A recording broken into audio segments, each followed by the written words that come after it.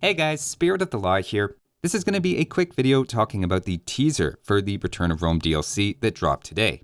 This is of course the new DLC for Age of Empires 2 that has generated a bit of confusion over the last 6 months about what exactly it entails, which was made a bit more clear now. First, it reconfirms this is basically a port of AoE 1 into AoE 2, but as an isolated game. In their own words, it's a brand new self-contained experience, confirming what I think we all knew at this point, which is AoE 1 civs are not battling AoE 2 civs head-to-head. These are separate games. Looking at the teaser, we get a shot of what the updated AoE 1 will look like, featuring the AoE 2 user interface, minimap, etc., but buildings that are in keeping with their old AoE 1 style and sizes, where villagers would have to crawl into the door to the barracks. You get the nostalgic architecture look with a bit of an AoE 2 flavor for everything else. In fairness, I think it's probably what a lot of people who grew up playing AoE 1 would have wanted in the first Definitive Edition release. And for its part, I suspect the AoE 1 Definitive Edition has gone from being on life support to probably just completely unsupported going forward. Other AoE 2 quality of life features added are formations, trade carts, hopefully with the AoE 2 trading mechanic just ported over entirely, spectator mode, and AI updates, among other things. We get a good look at the gates in the screenshots, and I'm certainly one of the people who thought AoE 1 DE flopped for me a bit, as it was just too outdated in its mechanics, even though I find the time period really interesting, and I get the sense that is who they're targeting with this. The game is going to be porting over all 16 AoE 1 civilizations with some balance changes thrown in as well. They even added in team bonuses, which again just makes it feel a bit more like AoE 2. They also added a new civilization, the Lac Viet. Given Vietnam is basically what's kept a competitive AoE 1 scene going for decades, this is either an acknowledgement or a marketing ploy depending on your level of cynicism. Personally, I like it, but it reminds me of Sandy Peterson's story about how Koreans were put into AoE 2's Conquerors expansion specifically because StarCraft was doing really well in Korea, and Microsoft wanted to push Korean sales. The teaser also references a new D3 game mode, which I hadn't heard of before, but is described as being inspired by a rule set made popular in Vietnam, so presumably something fast-paced and competitive. That's the AoE 1 news, but I imagine a lot of you are like me and were more interested in the AoE 2 part, which they also touched on.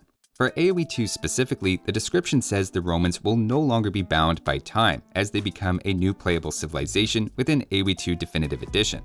They show us a new campaign for the Emperor Trajan, who was the emperor about 300 years before the Hun campaign. So we're really pushing the limits back here to the height of Rome when they reach their maximum extent geographically. For the first time, they also confirmed that Romans are being added in AoE 2 as a new civ, with unique units being the Legionary, which they show us and you'll recognize from the scenario editor, and the Centurion, which is a heavy cavalry unit increasing the power of nearby militia units. This really sounds like Rome isn't just a campaign civ, but a straight up 43rd civ added to the game in the current roster. The wording use in standard AoE 2 DE is throwing me off here a bit, but I think to many people implies we are going to have Romans versus Italians 1v1 games online, and they're a civ like any other.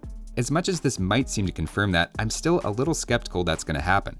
It would definitely feel a bit misleading from this wording if Romans just turn out to be a campaign-only civ at this point, though there's nothing about the wording that would actually contradict. Even if they were campaign only, that would still be used in standard AoE 2. And notably, there was no section of the trailer introducing them in the way new civs usually are. It had to be inferred from a campaign shot and a short clip where we see the Legionary unit that already exists in the game. Notably, the 5 official screenshots only show pictures of the AoE 1 port, and they also didn't reveal the Romans' bonuses in the same way as the Lac Viet, and the Romans seem to be snuck into the Steam description, which feels like they're purposely trying not to build up expectations too high. I'm still not 100% sure even from this what the Romans are going to be personally, but at least the campaign is seemingly confirmed. If I had to guess, I'm going to go out on a limb and say that in 1 month when you queue for a 1v1 Arabia game in AoE 2, I think you'll have 42 civilizations, and the only Romans you can pick are the Byzantines. That's my feeling based on this teaser and marketing, and that Romans are going to be campaign or single-player skirmish only, but I have been wrong in my predictions before. The consensus online definitely seems to be the opposite, that Western Romans are 100% confirmed going to be a playable faction online, with more outrage than excitement, so we'll see. Either way, the DLC comes out on May 16th and looks to be $15 US on Steam. Unfortunately, if you want to play AoE 1 and have zero interest in AoE 2, it looks like you still have to buy AoE 2 DE for another $20 on top of that, since this DLC does require the base game to run.